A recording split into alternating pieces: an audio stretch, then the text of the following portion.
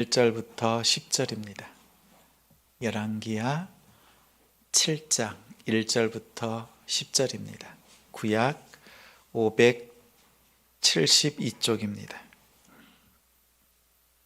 오늘 본문은 열왕기하 7장 1절부터 10절인데 9절, 10절 두 절만 함께 읽겠습니다.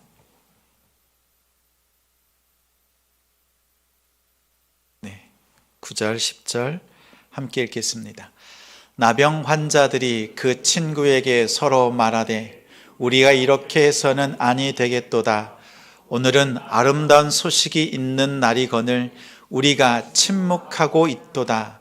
만일 밝은 아침까지 기다리면 벌이 우리에게 미칠지니 이제 떠나 왕궁에 가서 알리자 하고 가서 성읍 문지기를 불러 그들에게 말하여 이르되 우리가 아람 진에 이르러서 보니 거기에 한 사람도 없고 사람의 소리도 없고 오직 말과 나귀만 메어 있고 장막들이 그대로 있더이다 하는지라. 아멘. 이러고 있을 때가 아니다. 이러고 있을 때가 아니다 라는 제목으로 말씀 전하겠습니다. 말씀을 전하기 전에 찬양을 준비하는데 지체들이 찬양팀이 들어오는 거예요.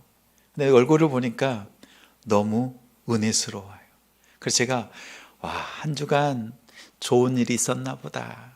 하나님께서 은혜를 부어주셨나 보다. 집사님, 형제님, 왜 이렇게 얼굴이 멋지고 아름답습니까? 라고 했더니 뭐라고 한지 아세요? 엄청 힘들었는데 그러시더라고요.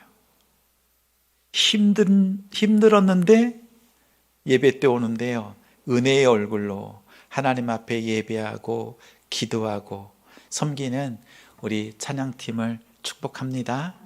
우리 성도님들의 손을 빌려서 함께 격려할까요? 박수로. 고맙습니다. 찬양을 드릴 때마다요, 마음이 이렇게 찡한지 몰라요. 어쩌면 이렇게 좋은 찬양을 드릴까 그 생각을 하고, 한편 하나님께서 얼마나 기뻐하실까 이 생각을 합니다.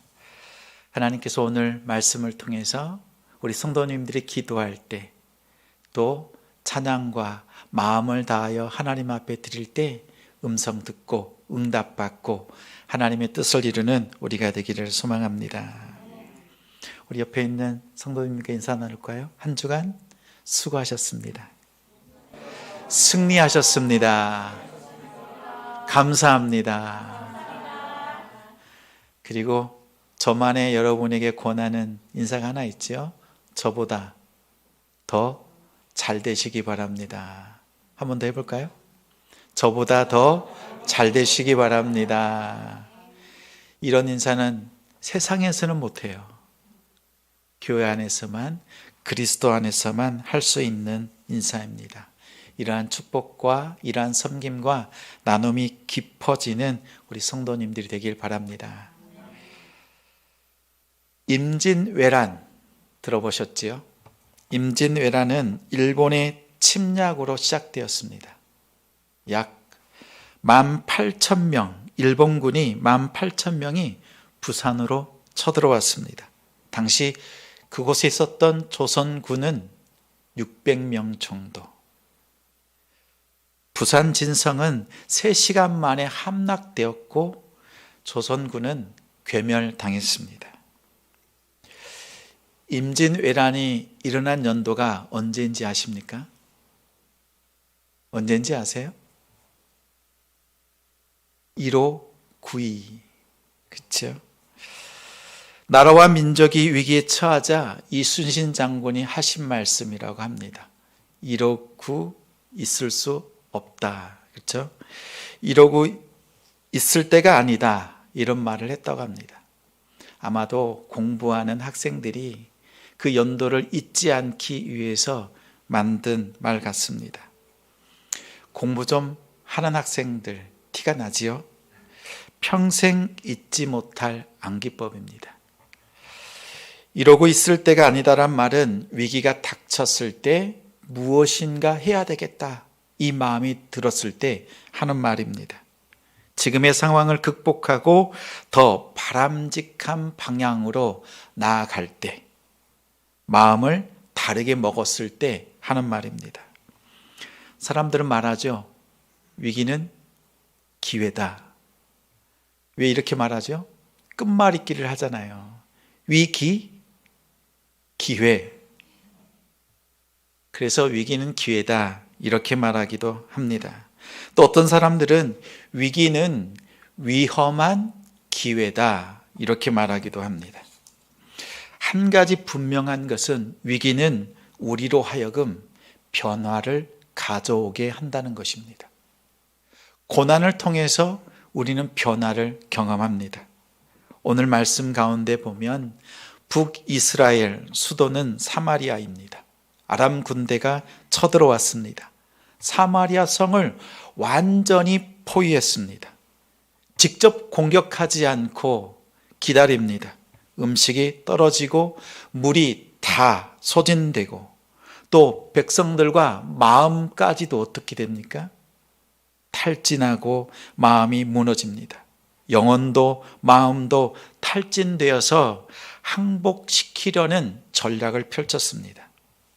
우리의 삶 속에서 자주 경험하는 일들이죠. 하나가 안 되고 또 다른 하나가 막히고 또 다른 하나가 어려움을 당할 때가 있습니다. 사탄은 우리의 환경을 무너뜨려서 우리의 믿음조차도 넘어뜨리려고 하는 전략을 펼칩니다. 이렇게 성을 포위하고 나니 어떻게 됩니까? 매매할 수도 없고 음식은 점점 줄어드니 물가는 걷잡을 수 없이 폭등했습니다. 나귀 머리, 비둘기 똥, 이런 것을 사고 파는데 엄청난 가격을 주고 사고 팔아야 될 상황이 되었습니다. 심지어는 부모가 서로 약속합니다. 오늘은 너의 자녀를 잡아먹고 내일은 내 자녀를, 이런 심각한 상황까지 이르렀습니다. 가장 암담한 그때에 하나님의 말씀이 엘리사를 통해서 임합니다. 하나님께서 말씀합니다. 힘들지? 어렵지? 괴롭지? 어떻게 해야 될지 모르겠지? 가장 위급한 상황에 아무것도 할 수 없는 그때에 하나님께서 하시는 말씀이 바로 이것입니다. 너희가 이러고 있을 때가 아니다. 너희가 이러고 있을 때가 아니다 말씀합니다. 여러분의 가정과 자녀, 또 가족과 성도들, 교회 안에 은혜와 평강이 넘치는 줄 믿습니다. 평강이 있을 때에도, 때로는 어려운 문제를 만났을 때에도 우리가 무엇을 해야 하는지 깨닫는 것이 제일 중요합니다. 하나님께서 여러분에게 이러고 있을 때가 아니다, 오늘 말씀을 통해서 세 가지를 살핍니다. 먼저는 낙심하고 낙담하고 이러고 있을 때가 아니다 말씀하십니다. 화면을 보고 1절, 2절 말씀을 함께 읽겠습니다. 엘리사가 이르되 여호와의 말씀을 들을지어다. 여호와께서 이르시되 내일 이맘때에 사마리아 성문에서 고운 밀가루 한 스아를 한 세겔로 매매하고 보리 두 수아를 한 세겔로 매매하리라 하셨느니라. 그때에 왕이 그의 손에 의지하는 자 곧 한 장관이 하나님의 사람에게 대답하여 이르되 여호와께서 하늘에 창을 내신들 어찌 이런 일이 있으리요 하더라. 엘리사가 이르되 내가 내 눈으로 보리라. 그러나 그것을 먹지는 못하리라 하니라. 아멘. 하나님의 말씀이 임했습니다. 내일 이맘때에 사마리아의 물가가 정상적으로 거래될 것이다 말하자 한 장관이 말합니다. 하나님께서 하늘에 창을 내신들 그 일이 우리에게 일어날까? 하나님께서 하늘문을 활짝 여시고 생명의 양식을 부어주신 때가 언제입니까? 이스라엘 백성들이 광야를 지날 때 하늘창을 여시고 만나를 부어주셨습니다. 오늘 먹을 만큼, 또 내일 아침에 가면 또 먹을 만큼, 그리고 안식일을 앞두고는 하루에 이틀치를 하나님께서는 주셨습니다. 더 많이 거둬들이면 썩게 하셨고 그 누구도 부족함이 없도록 하나님께서 공급해 주셨습니다. 그런데 하나님께서 지금 우리에게 이러한 광야의 만나를 주시겠느냐, 이렇게 말합니다. 하나님의 역사가 광야에서나 있었던 일이지 오늘 우리에게 일어나는 일은 아니다, 이 말이지요. 성도님들은 어떻게 생각하십니까? 하나님께서 만나를 주시는 것은 광야에서만 일어나는 기적일까요?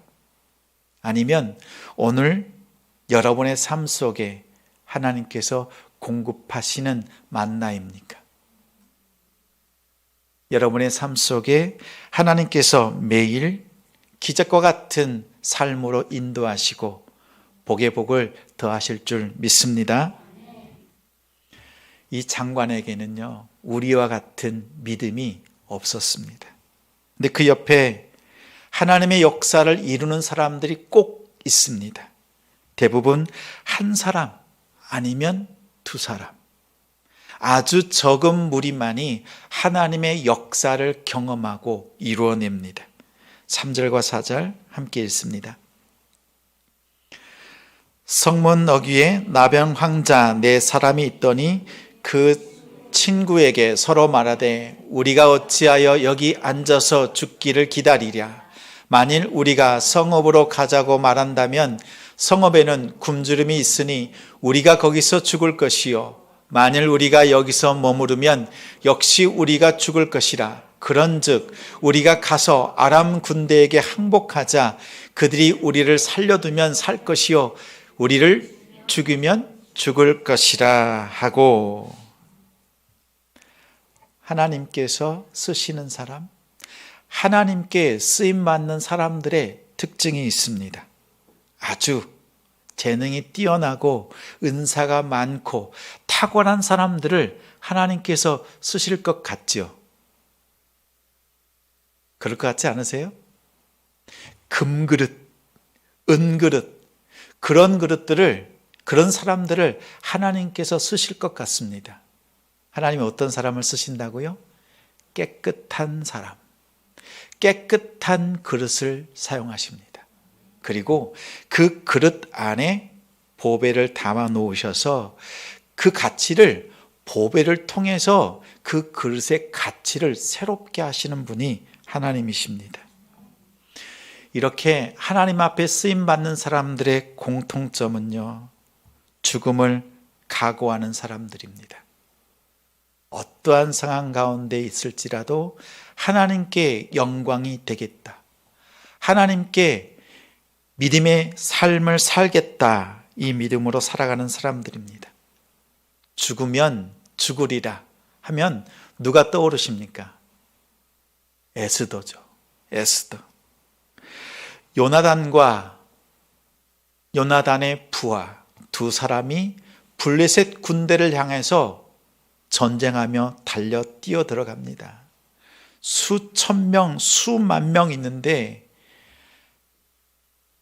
두 사람이 전쟁하러 달려갑니다. 죽겠다는 거지요. 또 다윗이 골리앗을 향해서 달려갑니다. 자기보다 훨씬 키도 크고 무기도 막강한데도 불구하고 아무 무기 없이 물맷돌 5개를 들고 달려갑니다. 죽겠다는 것입니다. 무엇을 위해서요? 하나님의 구원의 역사를 위해서. 그때 하나님께서 함께 하십니다. 하나님께서 그 사람들을 통해서 큰 일을 이루십니다. 하만의 계략을 꺾으셨고 그를 장대에 다신 분이 하나님이십니다. 블레셋의 진영을 그 땅을 흔드시고 그 속에 있는 블레셋 군대의 갑옷을 입고 있는 유대인들, 그들의 마음을 바꾸셔서 블레셋의 군대의 옷을 벗고 유대인으로서, 하나님 믿는 백성으로서 돌이켜서 블레셋 군대와 싸우게 하시는 분이 하나님이셨습니다. 또한 골리앗을 물맷돌 몇 개요? 몇 개를 준비했어요? 5개 준비했는데 몇 개로 쓰러뜨렸습니까? 하나요. 하나. 이 하나로 하나님은 구원의 역사를 이루셨습니다. 낙심하고 낙담하고 이러고 있을 때가 아닙니다. 우리가 해야 되는 것은 무엇입니까?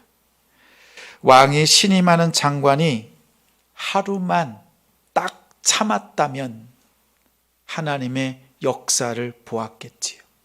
하나님의 역사가 있을 것이다 이렇게 말씀해 주셨음에도 불구하고 바로 그 전날 하나님께서 하늘의 창을 여신들 우리에게 그러한 역사가 있을 수 없다 이렇게 말했습니다.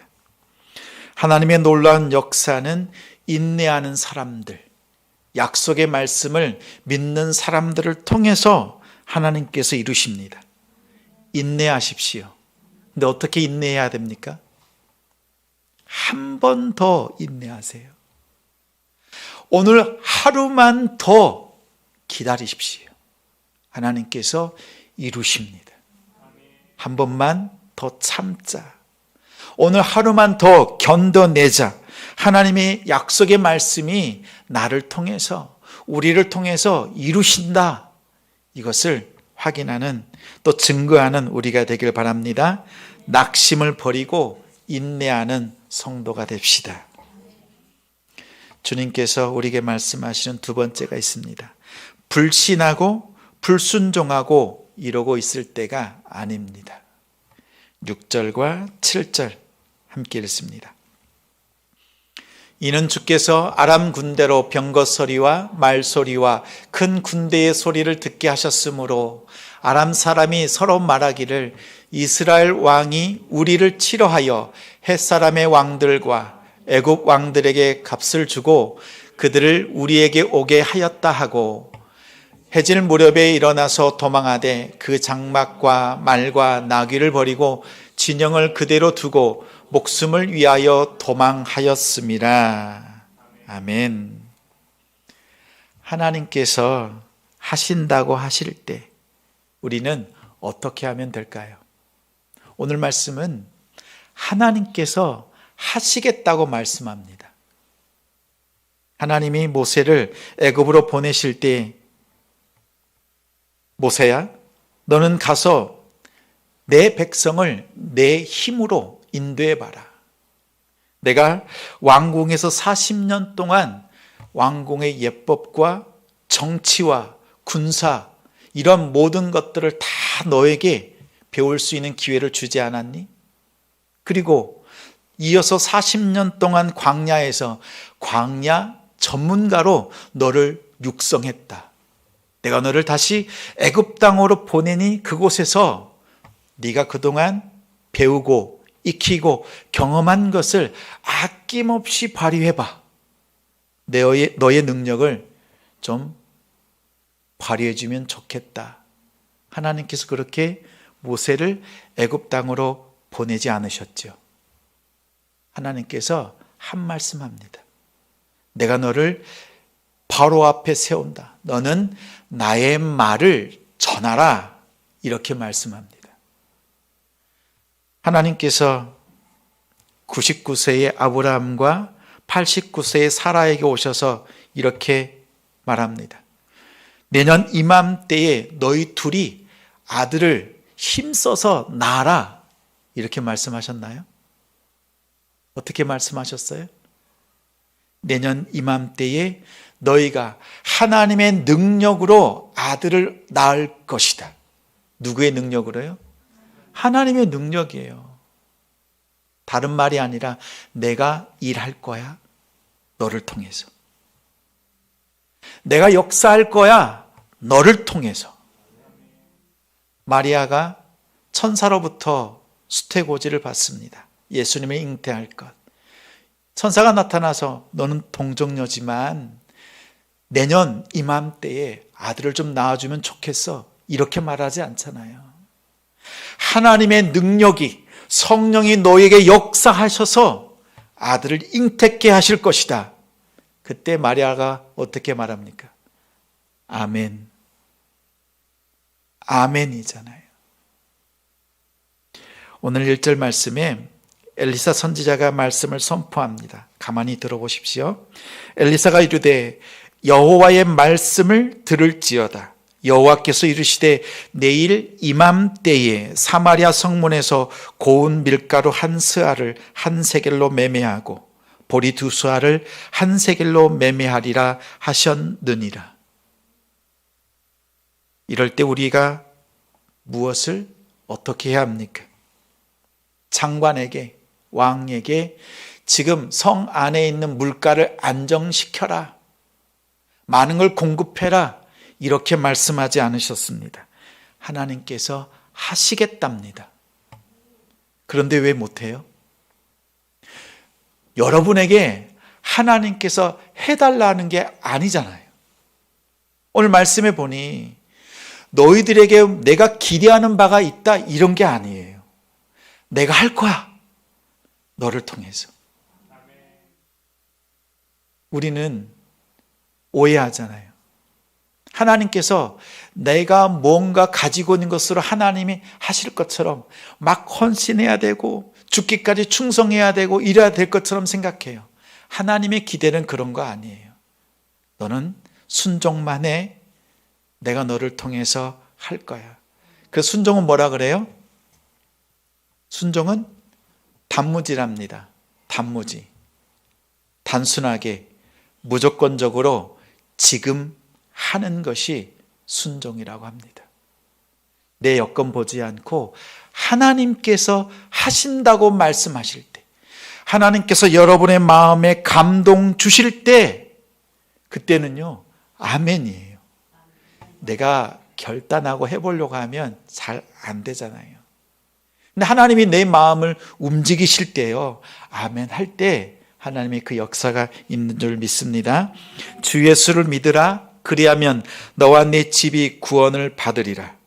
여러분에게 여러분이 직접 가족 구원을 일구어내라, 하나님께서 여러분에게 하시는 말씀이 아닙니다. 주 예수의 복음의 능력이 구원을 이루신다. 너희가 복음으로 주 예수를 믿기만 하면, 복음대로 살기만 하면 그 복음이 능력으로 구원을 이루어 가신다. 그런데 우리는 어떻게 해요? 교회 와서는 복음을 듣고 찬양하고 은혜를 받는데 믿지 않는 남편 앞에 가서는 교회 갔다 온 티는 내는데요, 복음으로 살아내는 게 부족한 거예요. 우리가 돌아봐야 될 것은요, 내가 복음으로 살아내는 우리의 삶, 이 땅에서 복음으로 살아내는 그러한 성도들이 되길 바랍니다. 불신, 불순종하고 이러고 있을 때가 아닙니다. 여호와께서 하신다고 말씀하실 때 우리가 할 수 있는 것, 아니 우리가 해야만 하는 것은 아멘입니다. 아멘. 나와 우리에게, 우리 가정에, 우리 교회에 하나님의 뜻이 이루어지고 응답되어지는 그 일들을 놓고 아멘하는 성도가 됩시다.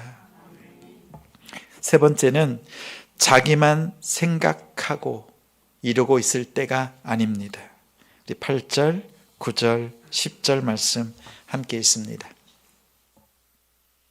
그 나병 환자들이 진영 끝에 이르자 각 장막에 들어가서 먹고 마시고 거기서 은과 금과 의복을 가지고 가서 감추고 다시 와서 다른 장막에 들어가 거기서도 가지고 가서 감추니라. 나병 환자들이 그 친구에게 서로 말하되 우리가 이렇게 해서는 아니 되겠도다. 오늘은 아름다운 소식이 있는 날이거늘 우리가 침묵하고 있도다. 만일 밝은 아침까지 기다리면 벌이 우리에게 미칠지니 이제 떠나 왕궁에 가서 알리자 하고 가서 성읍 문지기를 불러 그들에게 말하여 이르되 우리가 아람진에 이르러서 보니 거기에 한 사람도 없고 사람의 소리도 없고 오직 말과 나귀만 메어 있고 장막들이 그대로 있더이다 하는지라. 아멘. 하나님의 큰 역사는, 하나님께서 이루시는 구원의 역사는 분명 나를 위한 일입니다. 그러나 나만을 위한 일이 아닙니다. 하나님이 하신 일을 본 사람들은 죽기를 각오하고 나아간 문둥병자들이었습니다. 그들에게 승리를 주시고 또 승리케 하시는 그 아름다운 일들을 누리게 하셨습니다. 배고플 때 많은 것을 먹을 수 있게 하셨고 또 그 진영에 있는 모든 것을 이 네 사람이 다 차지할 정도로 그걸 누리게 하신 분이 하나님이십니다. 근데 그때 한 사람이 깨닫고 고백합니다. 이 큰 승리를 우리끼리만 누리는 것이 말도 안 된다. 우리가 침묵하고 있어서는 안 되겠다. 이 아름다운 소식을, 하나님이 하신 일을 전하지 않고 우리가 침묵한다면 여호와께서 우리를 벌하실 것이다. 가서 알리자. 가서 전하자. 가서 알리자. 가서 전하자. 아름다운 소식은 무엇입니까? 주께서 하신 일, 우리를 위한 구원의 십자가입니다. 주께서 너의 모든 이 기쁜 소식을, 우리에게 그 십자가의 소식을 주셨는데 여러분만, 나만 은혜 받고 나만 복을 누리고 침묵하고 있는 것은 하나님의 뜻이 아닙니다.